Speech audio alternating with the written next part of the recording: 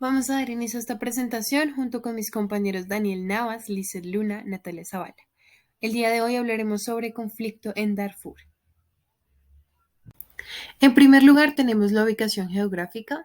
Decimos que es un vasto territorio al oeste de la República de Sudán que se encuentra dividido en tres estados. El primero es Darfur del norte, el segundo es Darfur del sur y el tercero es Darfur oeste, con el capital en el Fasher, Niala y Geneina, respectivamente. Por esto, a veces se habla del Gran Darfur o simplemente de Darfur cuando se hace referencia al conjunto de los tres estados del occidente sudanés. También es muy reconocida por ser una gran meseta que se encuentra situada entre la cuenca del río Nilo y el gran lago Chad y ocupada en su centro por una zona montañosa de origen volcánico. Esta es nombrada como el Jebel Marra, la cual por su altura proporciona vegetación y recursos naturales a la zona. También se encuentra aislada de la salida al mar, al este y al oeste por grandes distancias y al norte por interminable desierto del Sahara. Al sur de la frontera de la malaria y la mosca tsetse ha contribuido igualmente, aunque sea una de las zonas más incomunicadas del continente, lo cual no ha impedido ningún intercambio, pero sí algunos cambios comerciales en su entorno. Bien, en segundo lugar, tenemos el clima. Darfur corresponde a un área con escasa afluencia de lluvias. Esto ha definido la actividad económica y las relaciones entre las personas que viven allí. Si hablamos en función de frecuencia de las lluvias, se podría distinguir tres áreas. La primera es la zona seca del norte, a puertas del desierto, donde habitan tribus, nómadas. Ellos viven del pastoreo de dromedarios y la agricultura está altamente limitada a los lechos de los ríos estacionales o wadís. En segundo lugar, en este aspecto tenemos el área central donde el suelo predominante es el cos o también denominada arena semifértil y se cultiva mijo, sésamo, tomates o cebollas. Es muy caracterizada porque allí habita la población sedentaria, así como tierras más húmedas y fértiles del sur y suroeste. En tercer lugar, tenemos precisamente esta zona del suroeste donde los cereales se compaginan con los cítricos e incluso el cultivo del plátano y del algodón, donde los campesinos sedentarios conviven con tribus bágaras. Bien, ahora vamos a hablar un poco más acerca de la población. Pues la población responde a un complejo mosaico de etnias y tribus y estas no pueden ser definidas claramente como árabes o africanas por el color de la piel o incluso por rasgos faciales, sino tiene mucho que ver con la herencia de la etnia y con quien la identifique.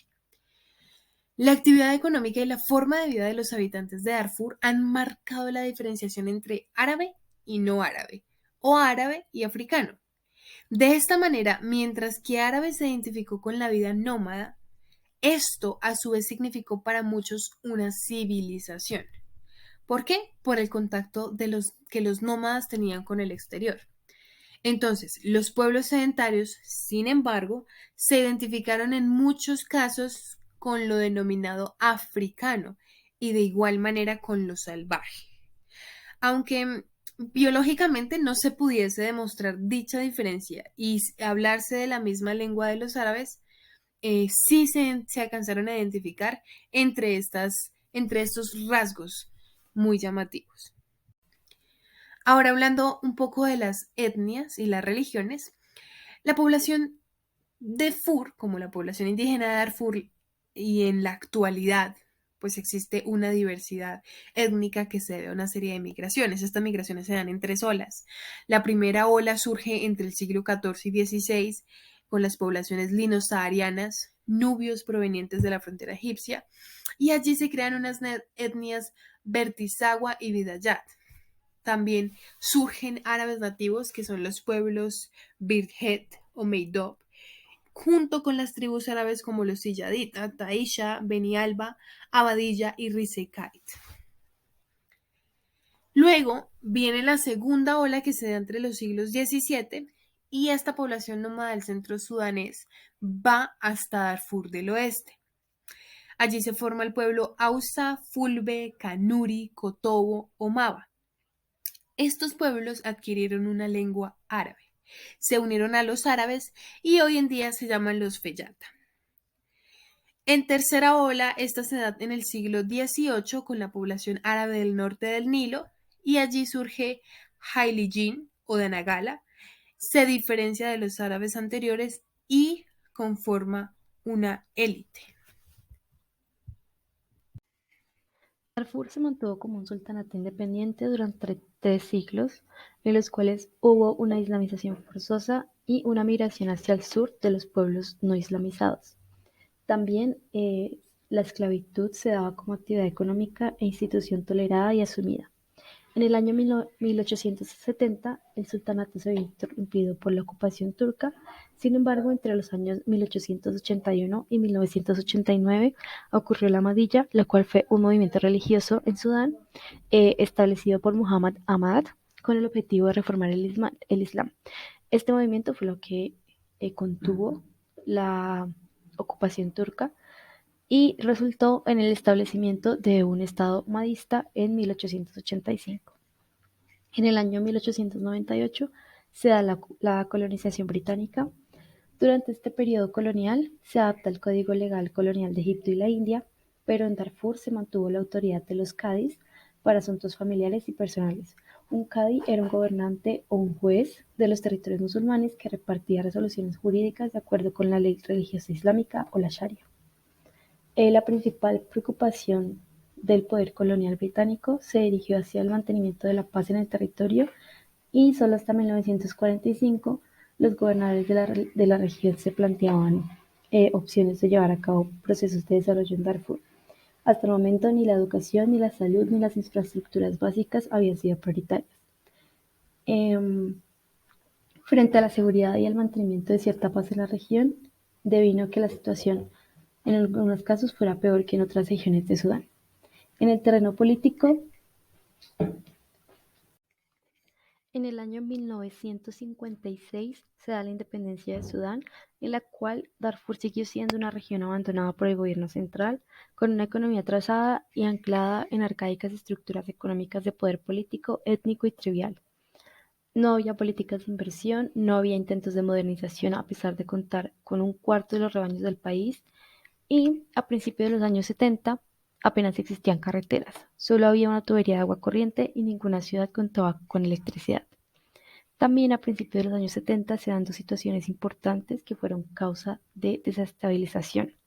Por un lado, una gran sequía que obligó a poblaciones nómadas del norte, o sea, árabes musulmanes, a abandonar sus poblados y moverse hacia el sur, donde estaban los Fur y los Birjit, provocando una gran presión sobre el territorio y el suelo, degradándolo y disminuyendo la producción agrícola.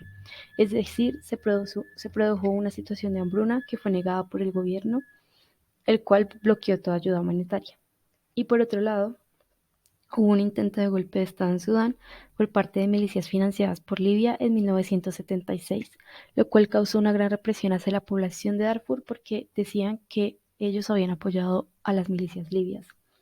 Este odio entre Sudán y Libia llevó al presidente sudanés del momento a apoyar las fuerzas chadianas antilibias, ya que en el Chad había un conflicto en ese momento. Y el líder libio, por su parte, apoyó a opositores del gobierno sudanés. Con la llegada de Sadiq al-Mahdi al poder, Darfur pasó a ser territorio de influencia libia, lo cual rearmó a tribus árabes, los cuales eran nómadas, y esto generó la aparición de milicias como los Janjaweed. Los Fur también se vieron empujados a armarse, dado el flujo de chadianos que huían de la guerra, y formaron sus propias milicias como la Milichiyat, creando el Ejército Federal de Darfur, el cual era apoyado por Chad.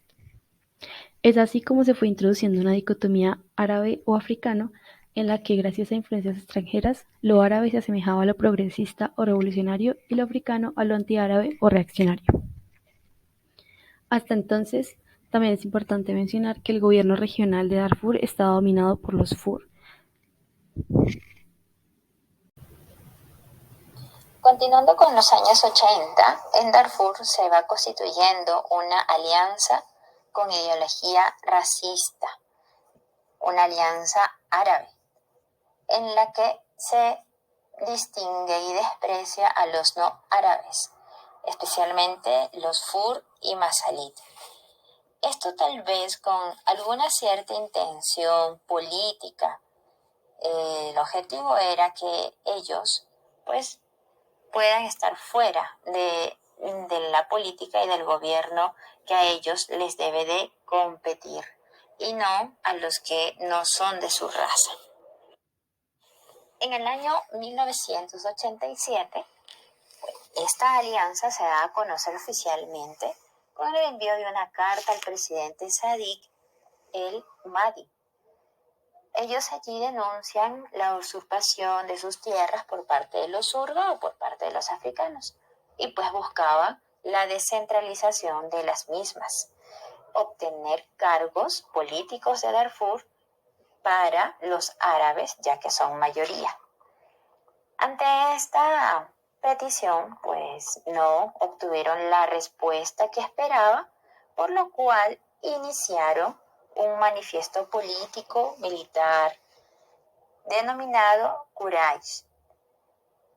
Este manifiesto buscaba destruir el gobierno regional que estaba a manos de los no árabes y presidido por Fur Tijani CC. Además buscaba la eliminación de los líderes que también pues eran africanos. En el año 1989, el Fur Tijani CC convocó a líderes árabes y no árabes a una conferencia de paz en el Fasher, ciudad de Darfur. ¿Para qué? Pues para firmar un acuerdo de reconciliación cuya implementación quedó bajo la supervisión del gobierno de Jartum, el cual fue derrocado por el golpe de Bashir, el nuevo presidente, y sus aliados del Frente Nacional Islámico.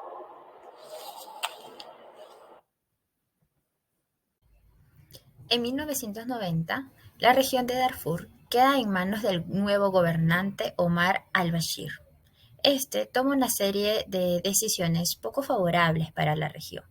Una de ellas es el autoabastecimiento, la segunda, la negación de ayudas internacionales y por último, la instauración de la ley islámica, que pues daba todo el poder a esta religión que a su vez pues llevó a conflictos entre los musulmanes no árabes y árabes.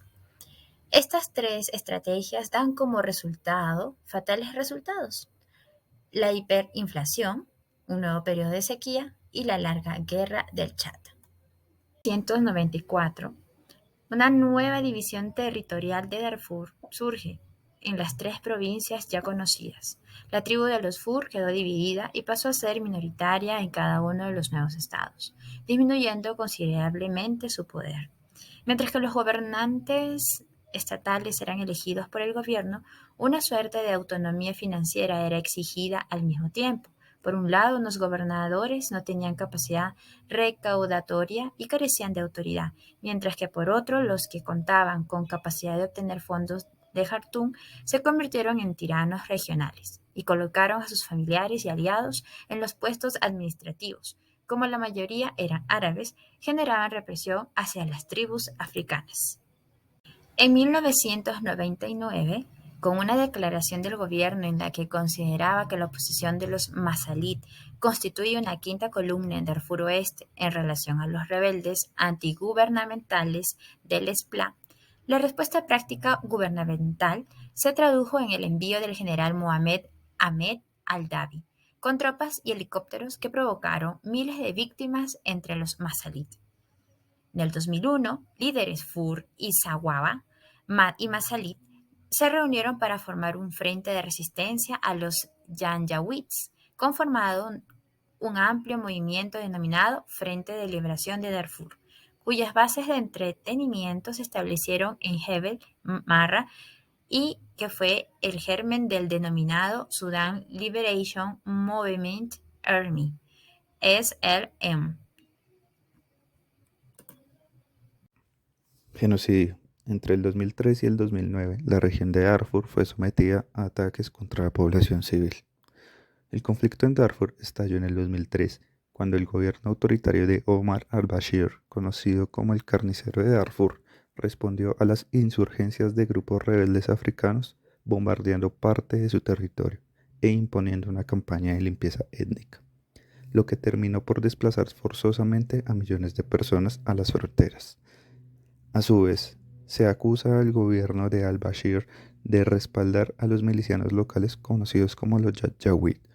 Quemaron pueblos completos y mataron a cuantas personas se les cruzó en el camino. En este año, tras el levantamiento rebelde en Darfur, el gobierno de Sudán contrató a estos milicianos integrados por árabes nómadas de Darfur y Chad, que han sido acusados de graves crímenes contra la humanidad.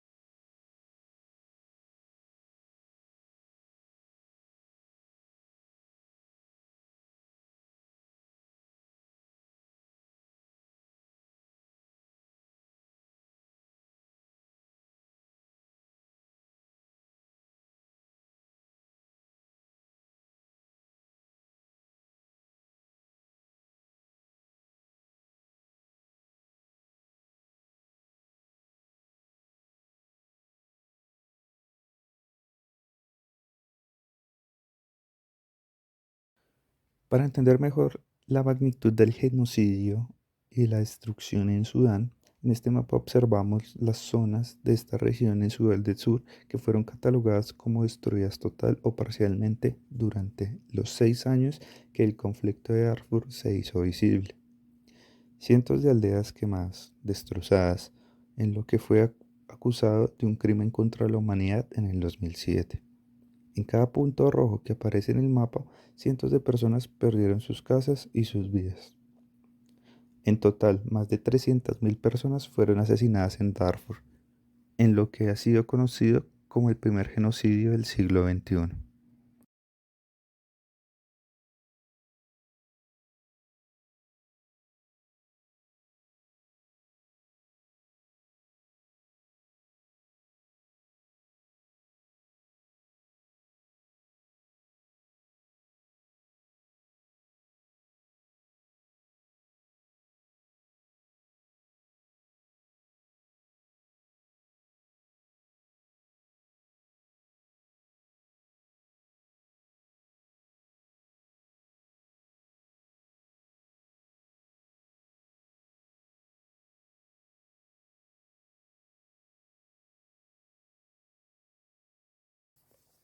Los enfrentamientos que comenzaron en febrero del 2003 en la región de Darfur fueron consecuencia de múltiples y distintos factores entre los que se encuentran condiciones geográficas y climáticas. La desertificación. Esto obligó a las tribus que vivían allí a desplazarse hacia otras zonas donde pudieran pastar sus ganados y surgieron enfrentamientos étnicos por las tierras. Intereses políticos. Las fuerzas con interés por extender los dominios del Islam en África. Abandono estatal. El gobierno deja al olvido su población, los pocos recursos son robados o invertidos en compra de armamento para la guerra. La ley Ashira en Sudán. La Ashira, la ley islámica en vigor en Sudán, que ha sido motivo de conflicto entre el norte musulmán y el sur cristiano. Los intentos de aplicar la Ashira a toda la población sin distinción de creencias ha chocado con la resistencia de los cristianos. Asimismo, la imposición del árabe como la lengua de las escuelas en el sur es interpretada como un intento de desculturalizar y destruir las raíces en una educación anglófona. La controversia entre la Shira y el Estado secular ha sido un tema central en la Guerra Civil Norte-Sur desde 1983. Fracasos en los intentos de negociación. Algunas partes implicadas, como los desplazados o las mujeres en Darfur, nunca estuvieron presentes en las mesas de negociaciones.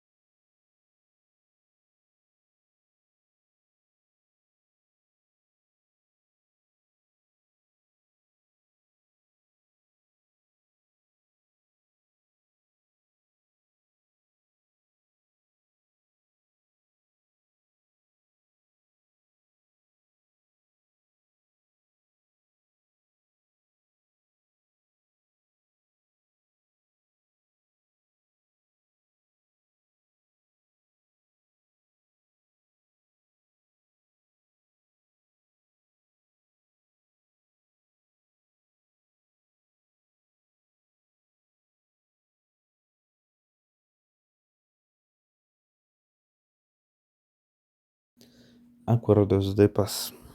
En los acuerdos de 2005, la Ashira quedó establecida como la ley de leyes en el norte y en otras zonas de Sudán que políticamente están alineadas. Mientras tanto, el gobierno del sur eligió el secularismo en su proceso legislativo cristiano. Para el 2006, el gobierno de Sudán firmó un acuerdo de paz que establecía el desarme de las milicias. A pesar de ello, hasta el 2008 los conflictos violentos siguieron, afectando a la población que tuvo que desplazarse y refugiarse en su país vecino, Chad.